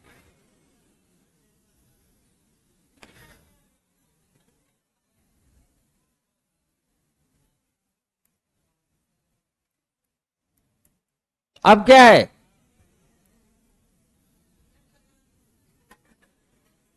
क्या कह रहा है? फिर लगा दूं? आप इस सर्कल को, इस घड़ी को ध्यान से देखिए। ये घड़ी एक सर्कुलर घड़ी है। मैंने आपसे बताया कि हम लोग जिस घड़ी पे डिस्कस किए अब तक, ये घड़ी सर्कुलर घड़ी थी। ये यहां सामने लगी हुई है मेरे, उधर वालों को नहीं दिखेगी, केवल इधर वालों को दिखेगी। आप लोगों को देखने के लिए मेरे हाथ में घड़ी है, ये सर्कुलर घड़ी है, ऐसा ही डायल है। कई लोग जो घड़ी पहनते हैं वो सर्कुलर नहीं होती, रेक्टेंगुलर होती, आयताकार, पर होती यही है। तो उन्हें दुखी होने की जरूरत नहीं, उस घड़ी में भी ये फार्मूला लगेगा कि बाद में दुखी हो जाओ ना कि मैं तो क्या बताऊं फंस गया है वाली लेके। मतलब जिसमें डायल होगा 12 का, उस घड़ी पे ये कॉन्सेप्ट काम करता है। सर्कुलर पे इसलिए कॉन्सेप्ट काम करता है क्योंकि वो डिग्री को अपने आप को कन्वर्ट करता है। अब इस घड़ी में 3 तरह की सुइयां होती हैं, घंटे की, मिनट की और सेकंड की। चौथी सुई भी होती है।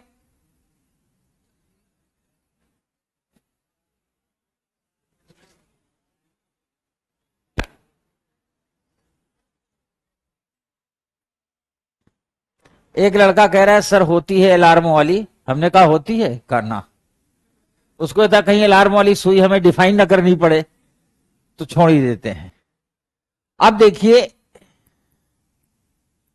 घंटे की सुई के बारे में हम लोग चर्चा करते हैं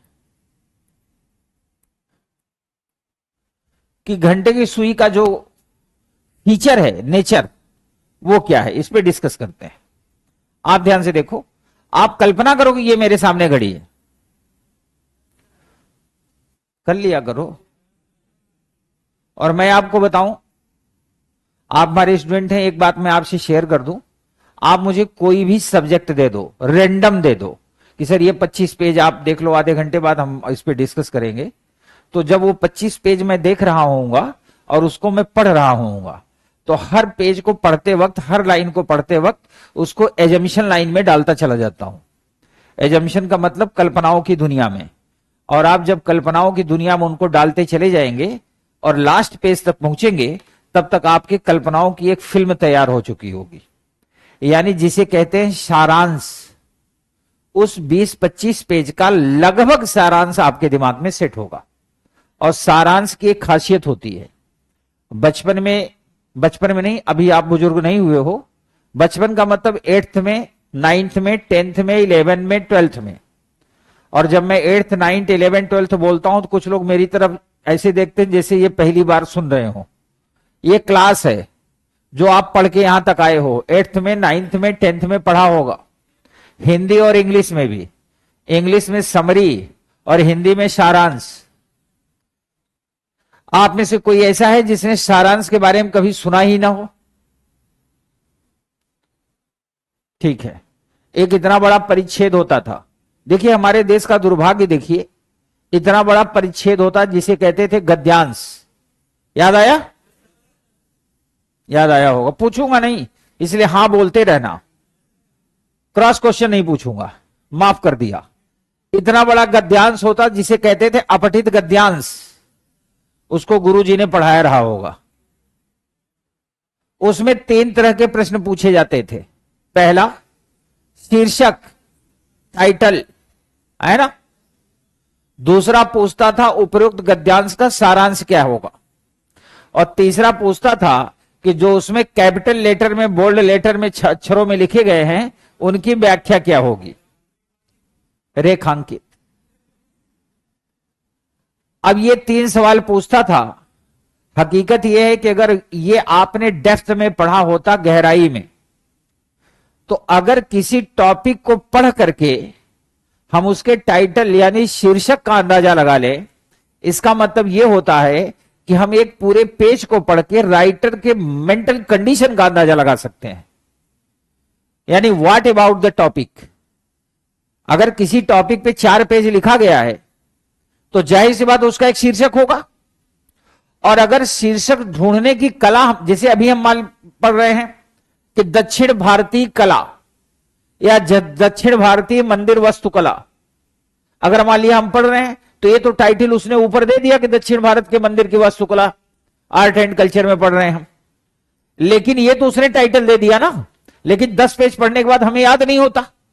अगर हमें कैपेसिटी होती कि 10 पेज पढ़ने के बाद टाइटल निकाल सकते, तो आप यकीन मानिए वो 10 पेज जब आप पढ़ते वास्तुकला के बारे में, दक्षिण भारतीय मंदिरों के बारे में, तो आप ठीक आंसर तक पहुंच जाते। पहली बात। दूसरी बात, एक शब्द होता है सारांश। सारांश का मतलब यह था कि किसी भी टॉपिक को जब हम पढ़ें, पर गुरुजी ने वहां क्या बताया था, या तो ऊपर की लाइन में होगा या तो ये बताए थे। उन्होंने कभी कहा ही नहीं ढूंढो, आपने भी नहीं ढूंढा। कुछ ऊपर से पता लगाए, कुछ नीचे से, और जिनका ऊपर नीचे से काम नहीं चला उन्होंने पड़ोसी से एग्जाम में पूछ लेते, तो कहता हो गया काम, इशारों इशारों में कार्यक्रम कर लेते थे। यहां ऐसे तमाम बाबा उपस्थित हैं। अच्छा, चेहरे पे लिखा हुआ है कि इसने ऊपर वाले से लिया था, इसने नीचे वाले से निकाला था, और इसने इससे पता लगाया था। दूसरा हिस्सा होता था सारांश का। इसको गुरुजी ने कभी एक्सप्लेन नहीं किया, 1-2 का लिखवा के अपने से मुक्त हो गए, और आपको ज्ञान प्राप्त हुआ कि अगर गद्यांश 12 लाइन का है तो सारांश हमें 4 लाइन में लिखना है। और आप भी कौन सा मामूली आदमी थे, बाबा के खास आदमी थे, तो आप ऊपर से 1 लाइन लिखते थे, फिर बीच के 2 लाइन छोड़ के तीसरी लाइन लिखते थे, है ना, फिर 2 लाइन छोड़ के, फिर इस तरह आप 4 लाइन में मामला एडजस्ट कर लेते थे। और एग्जामिनर भी आप पे कृपा पात्र था, नंबर दे देता था कि चलो इसने मेहनत तो किया। दरअसल क्या है, जब मैं कहता हूं ना सीखने की कला, this is the CSAT class. CSAT is a learning class. आप याद रखना, पूरे यूपीएससी के सिलेबस में ये एकमात्र ऐसा सिलेबस है जिसे आप लर्न करते हैं। यहां से आप डायमेंशन सीखते हैं, यहां से आप सोचना सीखते हैं, समझना सीखते हैं, ऑब्जर्व करना सीखते हैं, एनालिसिस करना सीखते हैं, लॉजिक सीखते हैं, और यहां से आप स्टोरेज करना भी सीखते हैं, कैसे किसी चीज को स्टोर किया जाएगा। क्लॉक का फार्मूला अब आपके दिमाग में स्टोर है, 11/2 m = 30 × h ± a। कैलेंडर का फार्मूला कोड अब आपके दिमाग में स्टोर है, वो नहीं निकलेगा। तो दरअसल क्या होता है, जब हम किसी चीज को पढ़ें और पढ़ करके वहां से सारांश निकालने वाली कैपेसिटी हमारे अंदर होगी एक बार पढ़ के, तो जब मैं कहता हूं कि एक बार पढ़ करके मैं पेज एक्सप्लेन कर सकता हूं, तो इसके पीछे रीजन सिर्फ इतना है कि जब उस पेज को पढ़ें तो इमेजिन लाइन में डालते रहें, डालने के बाद पूरा पेज तो नहीं, लेकिन उसका सारांश जो होता है, समरी, वो आपके दिमाग में सेट हो जाएगा। और जब किसी चीज का सारांश आपके दिमाग में सेट होगा तो जाहिर सी बात है जरूरत पड़ने पे आप एक्सप्लेन कर लेंगे। तो वही मैं यहां डिफाइन करने जा रहा हूं घंटे की सुई के बारे में। घंटे की सुई ऐसे है, अब मान लो ये 12 बज रहे, 12 बजे का समय दिखा रही है, ऊपर है तो 12 ही बजा रही है। अब यहां से चली, यहां आई, यहां आई, यहां आई, फिर ऐसे होते हुए नीचे आई, फिर ऐसे ऐसे यहां तक आई, फिर यहां आई, फिर यहां आ गई। आपने देखा घंटे की जो सुई चली वो सर्कुलर चली है, ऐसे चली है, और यहां से चल के अगर यहां तक आ गई, यानी पूरे वृत्त की परिक्रमा कर ली। और ये जो वृत्त होता है ये कितने डिग्री का होता है, 360 डिग्री। Very good.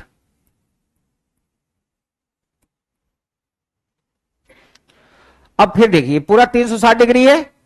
घंटे की सुई यहां से आई 1 पे, फिर 2 पे, फिर 3 पे, फिर 4 पे, 5 पे, 6 पे, 7 पे, 8 पे, 9 पे, 10, 11 और 12, यानी घंटे की सुई 360 डिग्री का रास्ता तय करने में कितने घंटे ले रही है, 12 घंटे। तो घंटे की सुई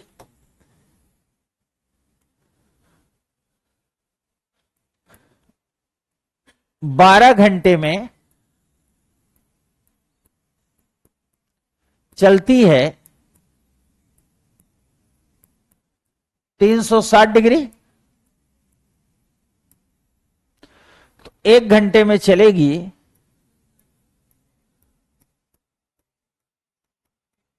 30 डिग्री। यानी घंटे की सुई जब 1 घंटा चलती है तो 30 डिग्री, यानी 12 से 1 पे आ गई तो 30 डिग्री कवर कर ली, 2 पे आ गई 60 डिग्री कवर कर ली, 3 पे आ गई तो 90 डिग्री कवर कर ली। और कल आपने देखा था ठीक 2 बजे घंटे और मिनट की सुई के बीच में कितने डिग्री का बन रहा था, 60, और 3 बजे कितने का बनता है, 90 डिग्री का। तो 12 घंटे में 360 डिग्री, तो 1 घंटे में 30 डिग्री। अब इस घंटे को हम मिनट में कन्वर्ट करेंगे। 1 घंटे में कितने मिनट होते हैं, 60। तो हम लिख सकते हैं 60 मिनट में चलती है 30 डिग्री। तो 1 मिनट में कितना चलेगी, 30/, अर्थात आधा डिग्री। एक कॉन्सेप्ट हमें मिल गया कि घंटे की सुई 1 मिनट में आधा डिग्री चलेगी। क्लियर है? जिसको ना समझ में आ रहा हो हाथ उठा के पूछ लो। उठाया कोई?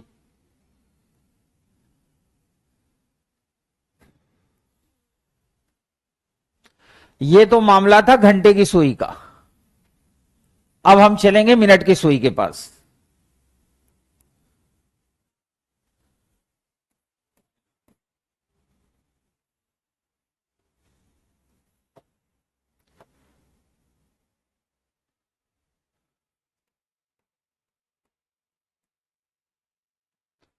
मिनट की सुई, मिनट की सुई अगर 12 पर हो और चलते चलते पुनः 12 पर आ जाए तो एक तो 360 डिग्री चली, और इसको कितना मिनट कहते हैं, 60 मिनट। अगर मिनट की सुई 12 पे है और फिर लौट के 12 पे आ गई तो कितने मिनट होते हैं, 60। तो मिनट की सुई 60 मिनट में चलती है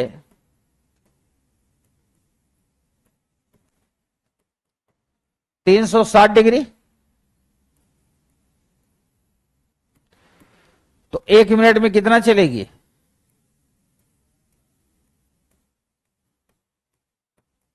6 डिग्री। एक दूसरा कॉन्सेप्ट मिला, ये पहला कॉन्सेप्ट मिला, ये दूसरा मिला। घंटे की सुई 1 मिनट में आधा डिग्री और मिनट की सुई 1 मिनट में 6 डिग्री चलेगी। अब हम चलते हैं सेकंड की सुई के पास।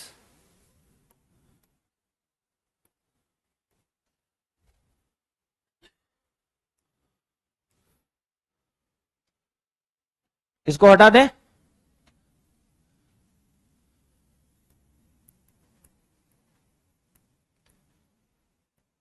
सेकंड की सुई, सेकंड की सुई 12 पे है, चलते चलते पुनः 12 पे आ गई तो इसको क्या कहेंगे, 60 सेकंड। 60 सेकंड को मिनट में क्या कहेंगे, 1 मिनट। तो सेकंड की सुई 1 मिनट में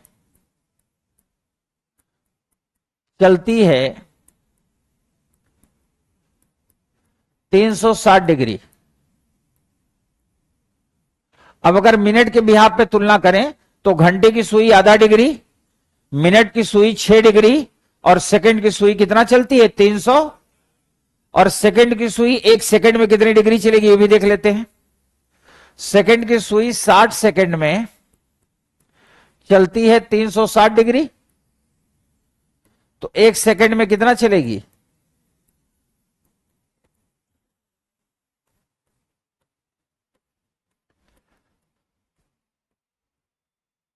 अब आप इसे नोट कर लें।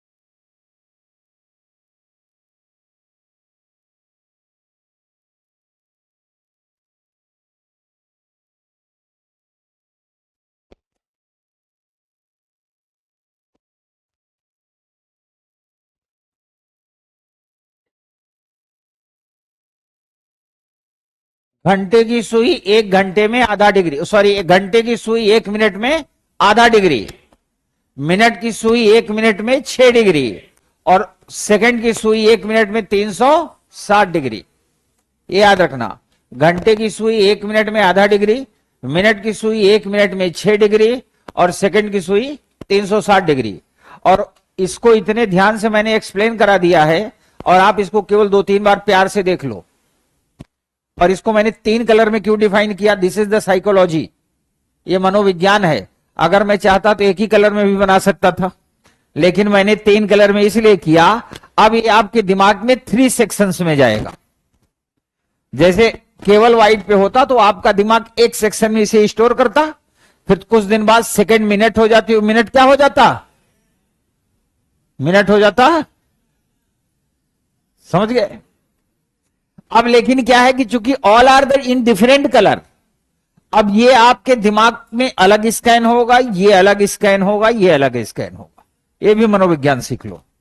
और अगर आप इसको केवल 2-3 बार ध्यान से देख लोगे, और जो मैंने लिखा है ध्यान से देखने का मतलब देखने के साथ पढ़ लोगे, तो जब भी कभी फंसोगे, मान लो याद नहीं आ रहा, तो मैं गारंटी से देता हूं कि ये आपके दिमाग पे स्कैन होने लगेगा, दिखने लगेगा। इसलिए व्हाइट में जो लिखा है इसको एक बार पढ़ लो ध्यान से, फिर इसको पढ़ लो एक बार ध्यान से, फिर इसको पढ़ लो। ये आपके दिमाग से कभी नहीं निकलेगा। ठीक है, पढ़ लीजिए।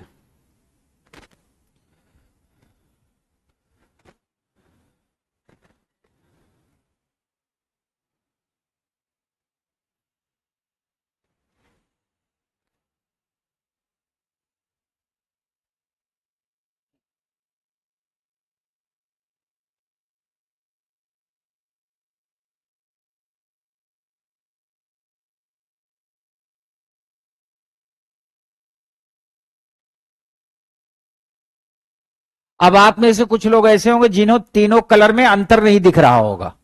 कौन है वो? कोई है? देखो, हाँ, एक हाथ नहीं उठा रहा, 2 लोग मिलकर मिलकर उसका उठा रहे हैं हाथ। चलिए, ये प्रोग्राम समाप्त हुआ। अब आप क्वेश्चन लिखिए। एक किसी घड़ी में किसी घड़ी में 6 से 7 के बीच, किसी घड़ी में 6 से 7 के बीच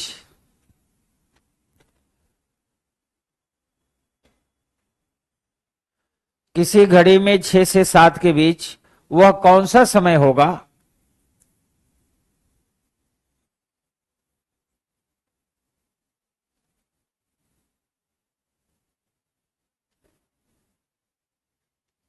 बोलो बेटा, क्या लिखा? वह कौन सा समय होगा जब मिनट की सुई घंटे की सुई से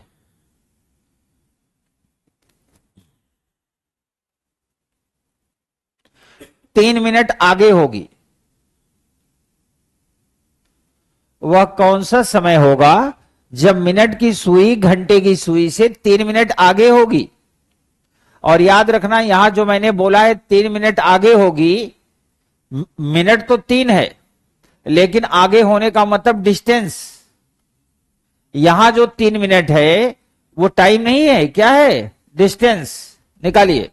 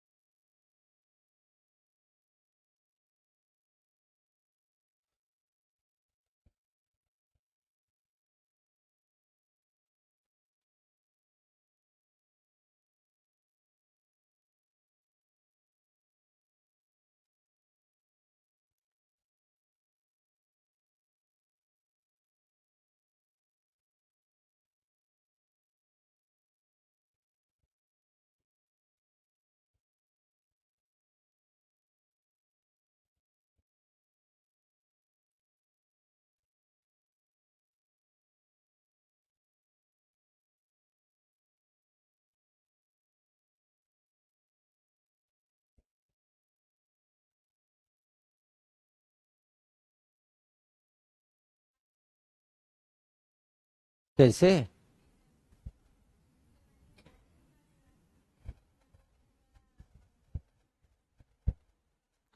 आप सुनिए मेरी बात। किसी घड़ी में 6 से 7 के बीच, इसका मतलब ड्यूरेशन होगा 6 to 7। आराम से सुनो, 6 से 7 के बीच, यानी न 6 से पहले न 7 के बाद।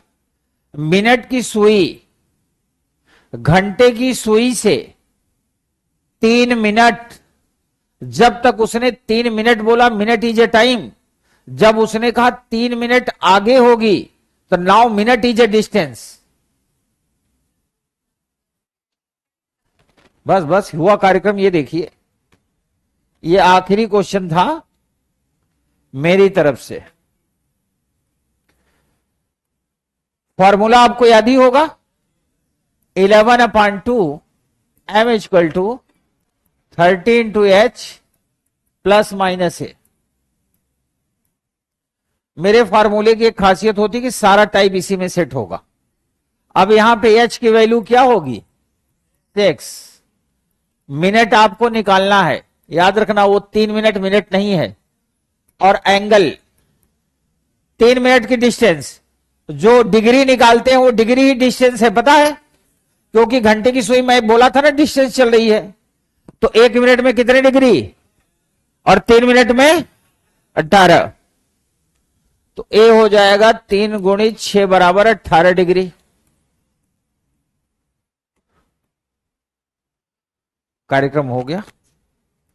11/2 m equal to 13/6 plus minus 18। अब कुछ बाबाओं के दिमाग में आएगा कि प्लस करे या माइनस, आगे है तो प्लस, पीछे है तो माइनस। 11/2 m इक्वल टू 180 और 18, तो m इक्वल टू 198 गुणित 2/11।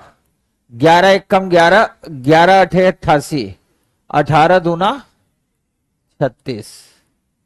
आ गया आंसर। 6:36। ये हमारा उत्तर है।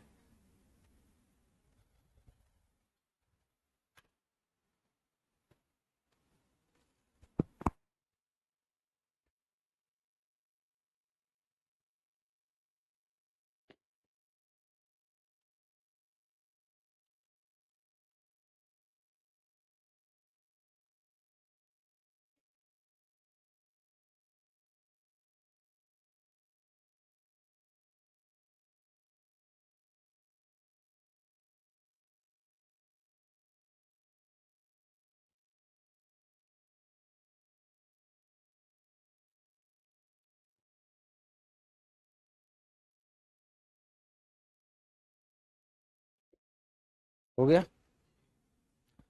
यहां तक किसी को डाउट? अब इस प्रश्न की जगह यह भी पूछ सकता था कि 6 से 7 के बीच वो कौन सा समय होगा जब मिनट की सुई घंटे की सुई से 8 मिनट आगे होगी, तो 8 तिरिक 24 डिग्री हो जाएगा।